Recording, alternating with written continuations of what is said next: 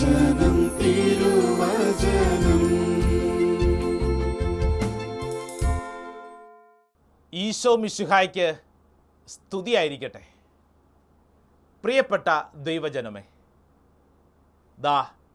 ഈ വചന ശുശ്രൂഷയിൽ പങ്കെടുക്കുന്ന നമുക്കെല്ലാവർക്കും പരിശുദ്ധാത്മാവ് പ്രാർത്ഥനാ വരം നൽകി അനുഗ്രഹിക്കാൻ ആഗ്രഹിക്കുകയാണ്.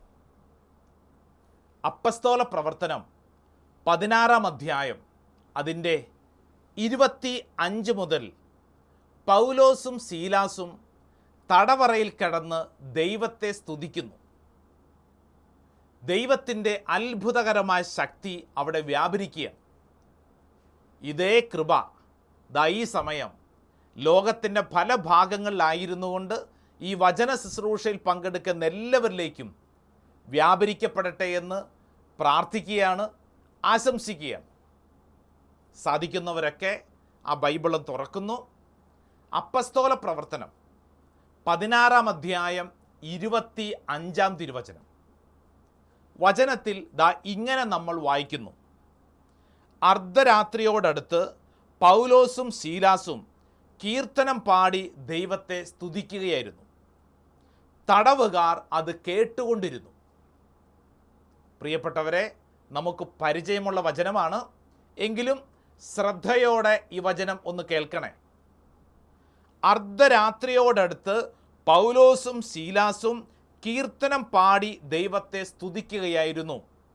തടവുകാർ അത് കേട്ടുകൊണ്ടിരുന്നു. നമുക്കറിയാം, പൗലോസും ശീലാസും ഇപ്പോൾ എവിടെയാണ്?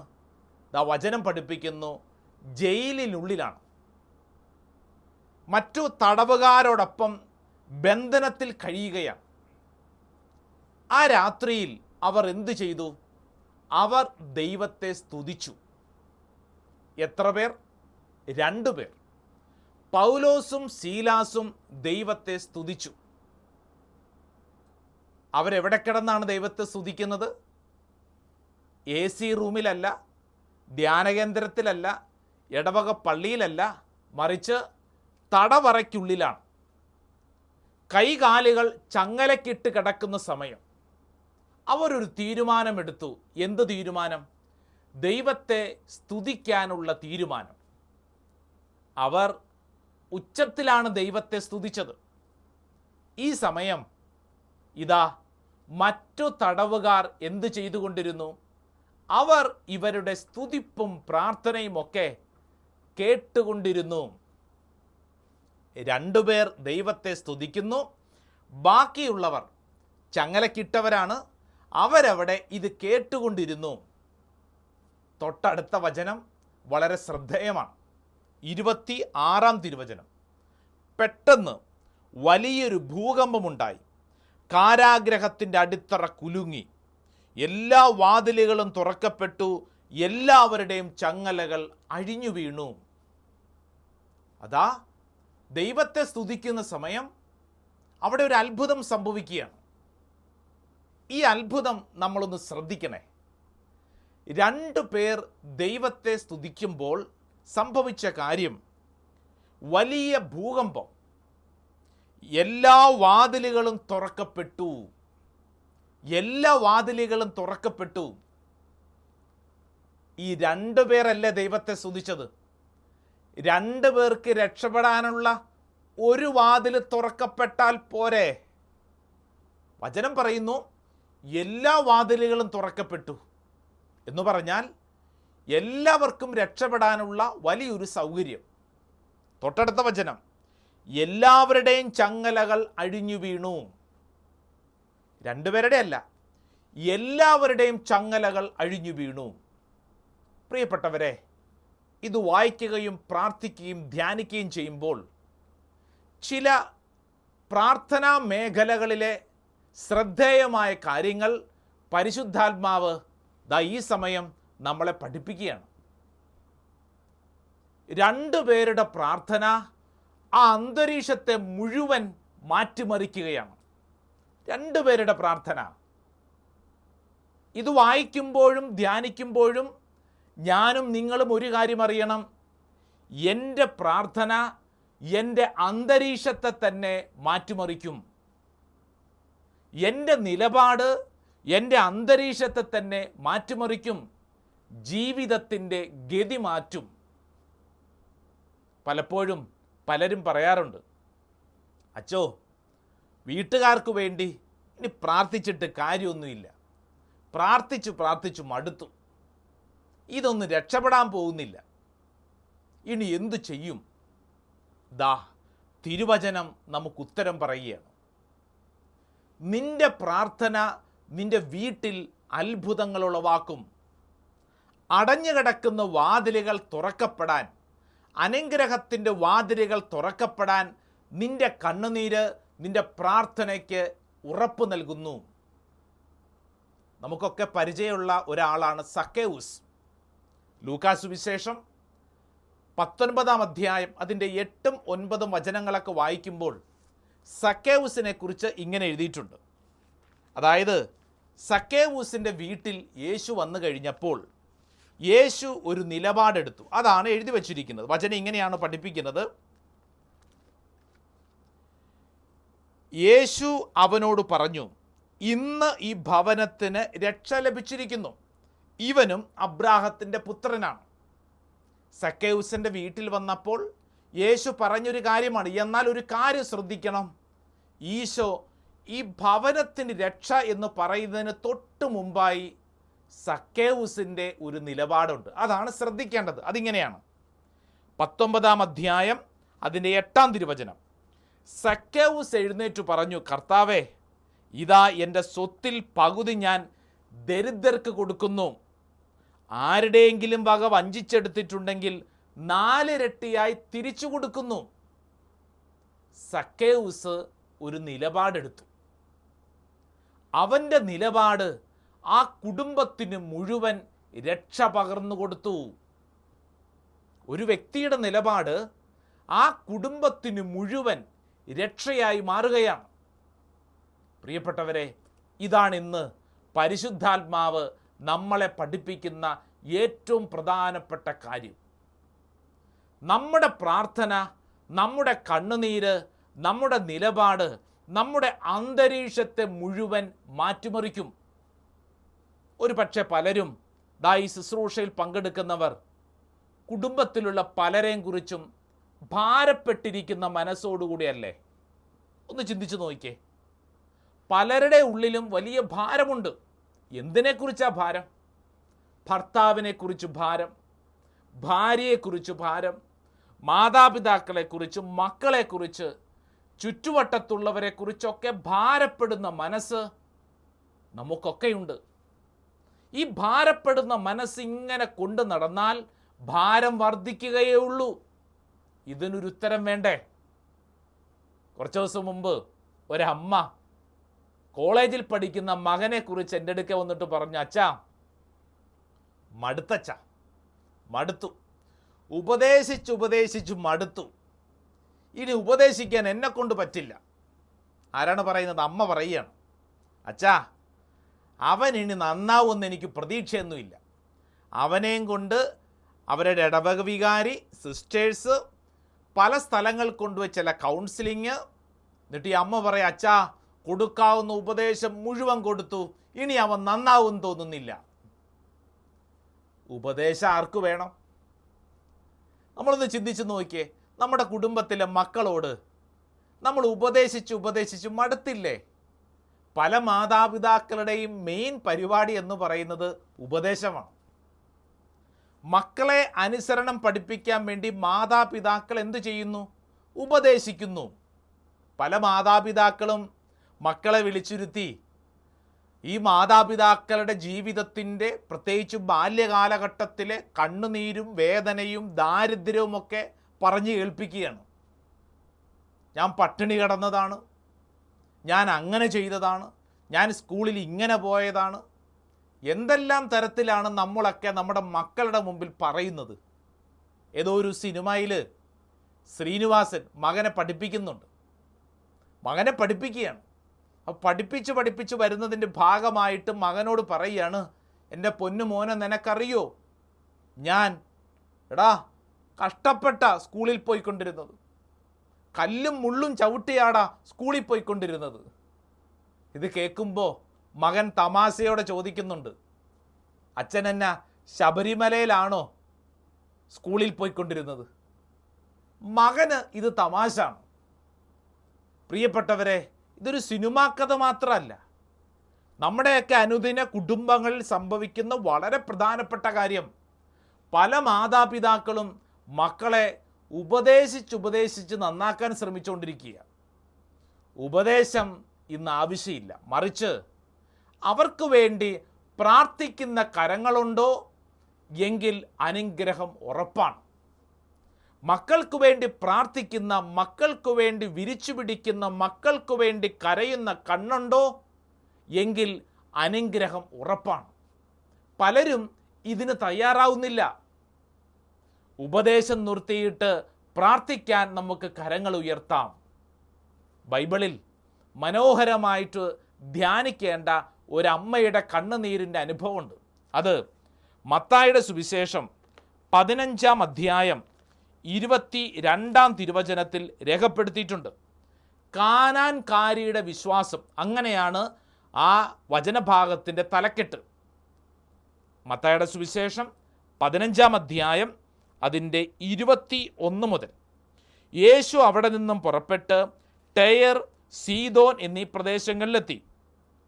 അപ്പോൾ ആ പ്രദേശത്ത് നിന്ന് ഒരു കാനാൻകാരി വന്ന് കരഞ്ഞപേക്ഷിച്ചു, കർത്താവേ, ദാവീദിൻ്റെ പുത്ര, എന്നിൽ കനിയണമേ, എൻ്റെ മകളെ പിശാച് ക്രൂരമായി ബാധിച്ചിരിക്കുന്നു. ഒരമ്മ വന്ന് കണ്ണുനീരോടെ വന്ന് യേശുവിനോട് പറയുകയാണ്. എങ്ങനെ വന്ന് പറഞ്ഞത്? കണ്ണുനീരോടെ, എൻ്റെ മകളെ പിശാച് പിടികൂടിയിരിക്കുന്നു, എന്തെങ്കിലും നീ ചെയ്യണം, എന്തെങ്കിലും ചെയ്യണം. പ്രിയപ്പെട്ടവരെ, ഒരമ്മ കണ്ണുനീരോടെ യേശുവിൻ്റെ പക്കൽ വന്ന് മകൾക്ക് വേണ്ടി പ്രാർത്ഥിച്ചപ്പോൾ എന്ത് സംഭവിച്ചു? വചനം മുമ്പോട്ട് പോയി വായിച്ചു കഴിഞ്ഞ് 28-ാം തിരുവചനം എഴുതിയിരിക്കുന്നു, യേശു പറഞ്ഞു, സ്ത്രീയെ, നിന്റെ വിശ്വാസം വലുതാണ്, നീ ആഗ്രഹിക്കുന്നത് പോലെ നിനക്ക് ഭവിക്കട്ടെ. തൊട്ടടുത്ത വചനം ഇങ്ങനെയാണ്, ആ സമയം മുതൽ അവളുടെ പുത്രി സൗഖ്യമുള്ളവളായി. എപ്പോൾ മുതൽ? ആ സമയം മുതൽ. യേശുവിൻ്റെ പക്കൽ വന്ന് ഈ കാനാൻകാരി സ്ത്രീ കണ്ണുനീരോടെ പറയുകയാണ്, ഈശോയെ, നിനക്ക് മാത്രമേ എൻ്റെ മകളെ സുഖപ്പെടുത്താൻ പറ്റൂ, എൻ്റെ മകളെ പിശാച് പിടികൂടിയിരിക്കുന്നു, ഈ മകളെ നീ രക്ഷിക്കണം. ആ സമയം മുതൽ, കണ്ണുനീരോടുകൂടെ അമ്മ പ്രാർത്ഥിച്ച ആ സമയം മുതൽ വചനം പഠിപ്പിക്കുന്നു, മകൾ സൗഖ്യം പ്രാപിച്ചു. എന്താ അതിൻ്റെ അർത്ഥം? മകൾക്ക് വേണ്ടി പ്രാർത്ഥിക്കാൻ ഒരമ്മയുണ്ടായിരുന്നു. നമ്മുടെയൊക്കെ കുടുംബത്തിൽ കുടുംബാംഗങ്ങളുടെ നിലനിൽപ്പിൻ്റെ ആധാരമെന്ന് പറയുന്നത് കുടുംബത്തിൽ ആരെങ്കിലുമൊക്കെ കണ്ണുനീരോടെ പ്രാർത്ഥിക്കുന്നതിൻ്റെ നിലനിൽപ്പാണ്. ഇല്ലെങ്കിൽ പെട്ടെന്ന് തകർന്നു പോകും. എനിക്ക് പരിചയമുള്ള ഒരു കുടുംബം, അമ്മ നേഴ്സാണ്, മകൾ വളർന്നു വലുതായി. ഈ അമ്മ ജോലി തിരക്കുണ്ട്, പലപ്പോഴും മകളുടെ കാര്യങ്ങളൊന്നും ശ്രദ്ധിക്കാൻ പറ്റിയിട്ടില്ല. സാമ്പത്തികമായിട്ട് നല്ല നിലവാരമുള്ള കുടുംബം. അപ്പനാണെ കുറേ നാൾ വിദേശത്തായിരുന്നു, തിരിച്ചു വന്നു. ഇതിനിടയിൽ മകൾ വളർന്നു, മകളുടെ ചിന്താഗതികൾക്ക് മാറ്റം സംഭവിച്ചു. എന്ന് പറഞ്ഞാൽ അപ്പനും അമ്മയും പറയുന്ന ഒന്നും ഈ മകൾക്ക് ഇപ്പോൾ വലിയ താല്പര്യമില്ല. എന്നു മാത്രമല്ല, ഈ മകൾ മറ്റൊരു മതത്തിൽപ്പെട്ട ഒരു ചെറുപ്പക്കാരനുമായിട്ട് പ്രണയത്തിലാണ്. ഇത് ഈ അമ്മയ്ക്കും അപ്പനും താങ്ങാൻ പറ്റുന്നില്ല. പള്ളിയിൽ പോകുന്ന ഒരു കത്തോലിക്ക കുടുംബമാണ്. പക്ഷേ കുടുംബത്തിൽ ഇപ്പോൾ ഇതാണ് അവസ്ഥ. ധ്യാനകേന്ദ്രത്തിൽ ഈ അമ്മ കരഞ്ഞുകൊണ്ട് വന്നിട്ട് പറഞ്ഞു, അച്ഛാ, എന്തു ചെയ്യും? അവളോട് സംസാരിക്കാൻ പറ്റില്ല അച്ഛാ. അവൾ തർക്കിച്ച് ഒരു തരത്തിലും അംഗീകരിക്കത്തില്ല. എന്ന് മാത്രമല്ല, മകളിപ്പോൾ വീട്ടിലില്ല, ഒരു സ്ഥലത്ത് ഹോസ്റ്റലിൽ നിന്നുകൊണ്ടാണ് അവൾ ജോലിക്ക് പോകുന്നത്. അവൾക്കിപ്പോൾ അത്യാവശ്യം പൈസയായി, അവൾക്ക് ആരോഗ്യമുണ്ട്. അവൾ പറയുന്നത് എൻ്റെ കാര്യം ഞാൻ നോക്കിക്കോളാം എന്നുള്ളതാണ്. അച്ഛാ, എന്തു ചെയ്യും? അവളെ ഞങ്ങൾ ഉപദേശിച്ചു, പല സ്ഥലങ്ങളിലും ധ്യാനത്തിന് കൊണ്ടുപോകാൻ ശ്രമിച്ചു, കൗൺസിലിങ്ങിന് നടത്താൻ ശ്രമിച്ചു, പലതും ശ്രമിച്ചു മടുത്തു. ഇനി എന്തു ചെയ്യും? ഇനി അച്ഛാ, ഒന്ന് അവളെ ഫോൺ വിളിച്ചൊന്ന് ഉപദേശിക്കാവോ? ഞാൻ പറഞ്ഞു, ഉപദേശം കൊണ്ടല്ല കാര്യം, മറിച്ച് പ്രാർത്ഥന കൊണ്ടേ കാര്യമുള്ളൂ. പ്രാർത്ഥിക്കാൻ മനസ്സുണ്ടോ എങ്കിൽ അത്ഭുതങ്ങൾ ഉളവാകും. ഈ അമ്മയോട് ഞാൻ പറഞ്ഞു, സഹോദരി ഒരു കാര്യം ചെയ്യും, ജോലിയുടെ നല്ല തിരക്കൊക്കെയാണല്ലോ, ഒരു 3 മാസത്തേക്ക് തൽക്കാലത്തേക്ക് ഒരു ലീവ് ആപ്ലിക്കേഷൻ കൊടുക്കുക. എന്നിട്ട് ഈ മകളുടെ അടുത്ത് മകളോടൊപ്പം പോയി ആ ഹോസ്റ്റലിൽ പോയി താമസിക്കുക. ഉടനെ ഈ അമ്മ പറഞ്ഞു, അച്ഛാ ഞാൻ അങ്ങോട്ട് ചെന്ന് എൻ്റെ പെരുമാറ്റം, എൻ്റെ സംസാരം അവൾക്ക് ഇഷ്ടമല്ല, അവൾ അസ്വസ്ഥതയുണ്ടാക്കും. ഞാൻ പറഞ്ഞു, സാരയില്ല, അവൾ കുറേയൊക്കെ പറഞ്ഞോട്ടെ, മകളല്ലേ,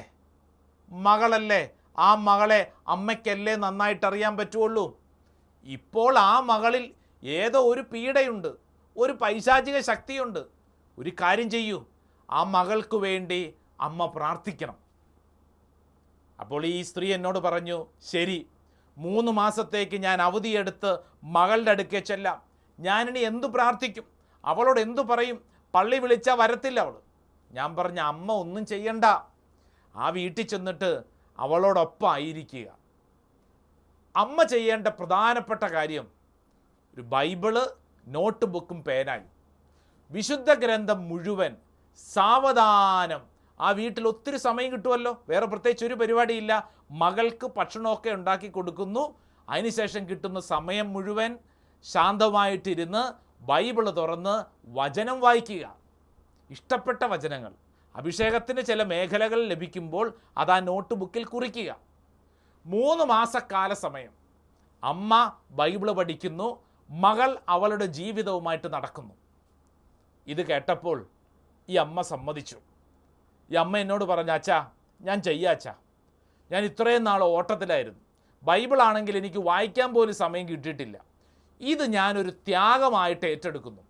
അങ്ങനെ ഈ അമ്മ മകളോടൊപ്പം പോയി 3 മാസക്കാലം താമസിച്ചു.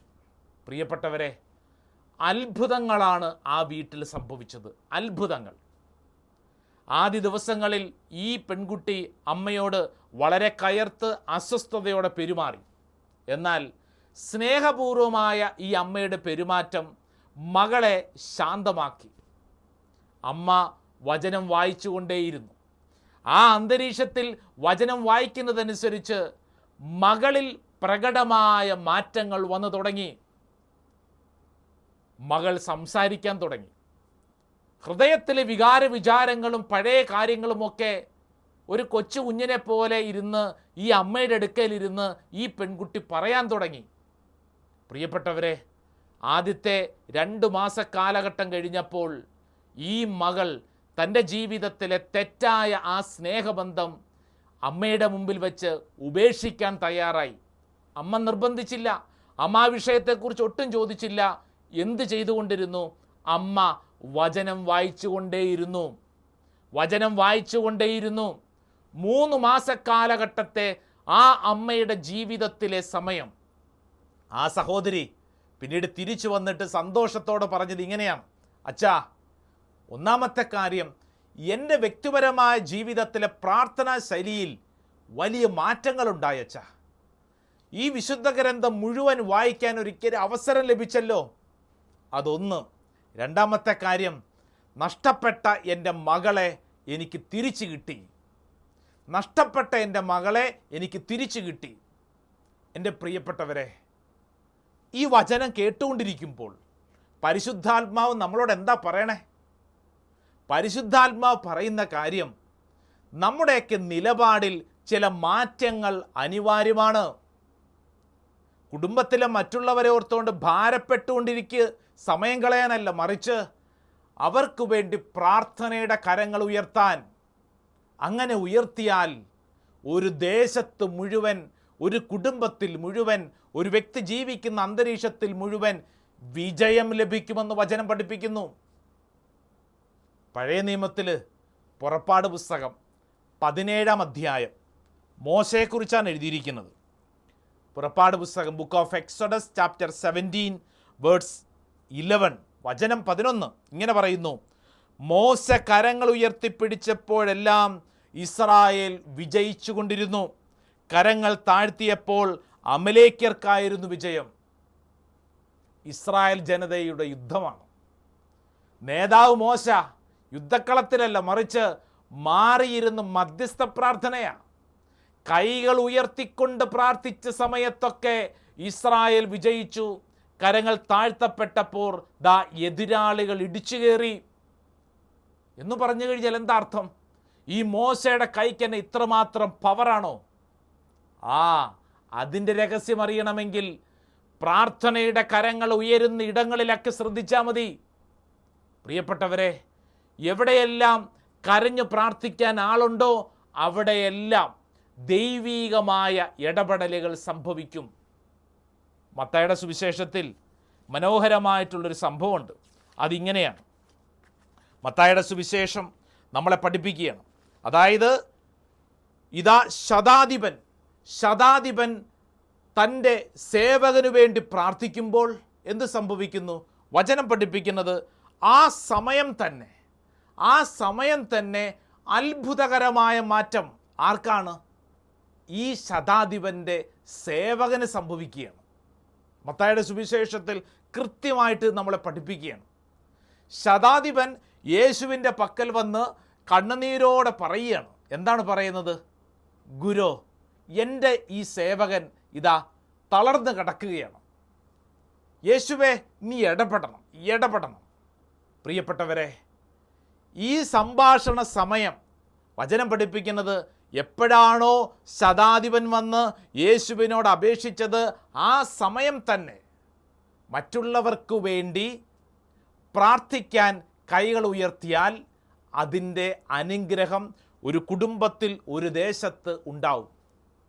ഒരമ്മ എന്നോട് പറഞ്ഞു, അച്ഛാ, കുടുംബ പ്രാർത്ഥന ഞങ്ങളുടെ വീട്ടിൽ വലിയ പ്രശ്നം പിടിച്ചൊരു കാര്യമാണ്. കുടുംബ പ്രാർത്ഥന സമയമാകുമ്പോൾ എല്ലാവരും പല വഴിക്ക് പോവും. പിന്നെ ഞാൻ വേണം ഓരോന്നിനെയും പിടിച്ചോണ്ട് വരാൻ. ഓരോരുത്തരും ഓരോ മാളങ്ങളിൽ ഒളിക്കുന്നത് പോലെ എല്ലാ മുറികളിലേക്കും പല സ്ഥലത്തേക്കും പോവും. കുടുംബ പ്രാർത്ഥന സമയത്ത് വലിയ കഷ്ടപ്പാടാച്ചാ. ഞാൻ പിന്നെ നടന്ന് ഓരോരുത്തരുടെയും പുറകെ നടന്ന് വിളിച്ചോണ്ട് വരണം.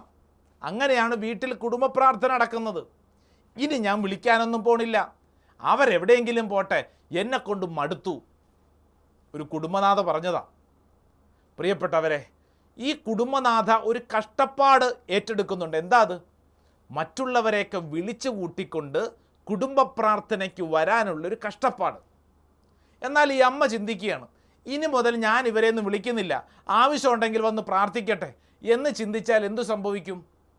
ആ കുടുംബം സാവധാനം തകരും, പ്രാർത്ഥിക്കാൻ ആളില്ലാണ്ടായിരിക്കും.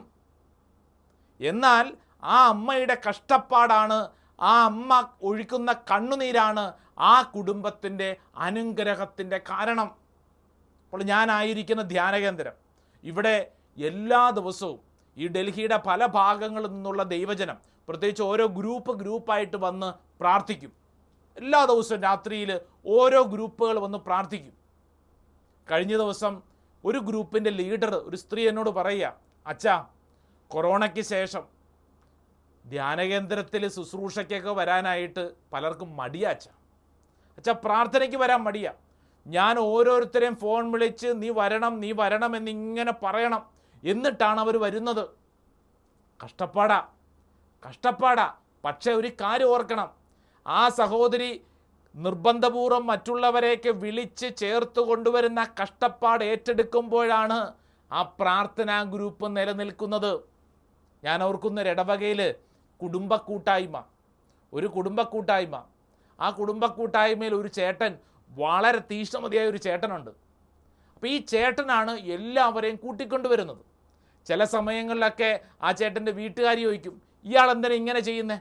ഇതിനു വേണ്ടി എന്തോരം സമയമാണ് കളയുന്നത്, ഇങ്ങനെയൊക്കെ ചെയ്യേണ്ട വല്ല ആവശ്യമുണ്ടോ? ഈ സഹോദരൻ ഇതൊരു നിയോഗമായിട്ട് ഏറ്റെടുത്തിരിക്കുകയാണ്. അതൊരു ദൈവവിളിയാണ്. ആ സഹോദരൻ ഇങ്ങനെ മറ്റുള്ളവരെയൊക്കെ ചേർത്ത് പിടിച്ചുകൊണ്ടാണ് ആ കുടുംബ കൂട്ടായ്മ മുന്നോട്ട് നീങ്ങുന്നത്. നമ്മുടെ ഇടവകയിലെ ഭക്ത സംഘടനകളെക്കുറിച്ചൊന്ന് ചിന്തിച്ചേ. അതായത് ഈ ഭക്ത സംഘടനകളൊക്കെ മുന്നോട്ട് നയിക്കാൻ ത്യാഗം ഏറ്റെടുത്ത് ആരെങ്കിലുമൊക്കെ മുന്നിലുണ്ടാവണം. ഇല്ലെങ്കിലോ ഭക്ത സംഘടനകളൊക്കെ നിന്നുപോകും. പല ഇടവകളിലെയും ഭക്ത സംഘടനകൾ എങ്ങനെ നിന്നുപോയത്? നേതൃത്വം കൊടുക്കാൻ, വിളിച്ചു കൂട്ടാൻ, കഷ്ടപ്പെടാൻ, ത്യാഗമേറ്റെടുക്കാൻ ആളില്ല. പ്രിയപ്പെട്ടവരെ, ഈ വചന ശുശ്രൂഷയിൽ പങ്കെടുത്തുകൊണ്ടിരിക്കുമ്പോൾ ഒരു നിയോഗം എനിക്കും ഈ ശുശ്രൂഷയിൽ പങ്കെടുക്കുന്ന നമുക്കൊക്കെ പരിശുദ്ധാത്മാവ് നൽകുകയാണ്. നമ്മുടെ പ്രാർത്ഥനാ ശൈലിയെ അല്പം കൂടെ ഒന്ന് മാറ്റാൻ. കണ്ണുനീരോടെ കുടുംബത്തിൽ പ്രാർത്ഥിക്കുന്നവരുണ്ടോ എങ്കിൽ അന്തരീക്ഷത്തിൽ വ്യത്യാസമുണ്ടാകും. നമ്മുടെ പ്രാർത്ഥന അന്തരീക്ഷത്തിൽ മാറ്റങ്ങൾ ഉളവാക്കും. പൗലോസും സീലാസും തടവറയിൽ കിടന്ന് പ്രാർത്ഥിച്ചപ്പോൾ സകല വാതിലുകളും തുറക്കപ്പെട്ടെങ്കിൽ, സകലരുടെയും ചങ്ങൽ അഴിഞ്ഞു വീണെങ്കിൽ, നമ്മുടെ പ്രാർത്ഥന നമ്മുടെ കുടുംബത്തിൽ അത്ഭുതങ്ങൾ ഉളവാക്കും. കുറ്റം പറഞ്ഞുകൊണ്ടിരിക്കാതെ, പരാതി പറഞ്ഞുകൊണ്ടിരിക്കാതെ, ഏഷണി പറഞ്ഞുകൊണ്ടിരിക്കാതെ, നുണ പറഞ്ഞുകൊണ്ടിരിക്കാതെ ഈ നമ്മുടെ നാവ് ദൈവത്തെ സ്തുതിക്കാൻ, അഭിഷേകത്തിൽ ജ്വലിക്കാൻ നമുക്ക് ഉപയോഗിക്കാം. പരിശുദ്ധാത്മാവിൻ്റെ ഈ കൃപ നമ്മളെല്ലാവരിലും നിറയപ്പെടട്ടെ എന്ന് പ്രാർത്ഥിക്കുന്നു. ആമേൻ.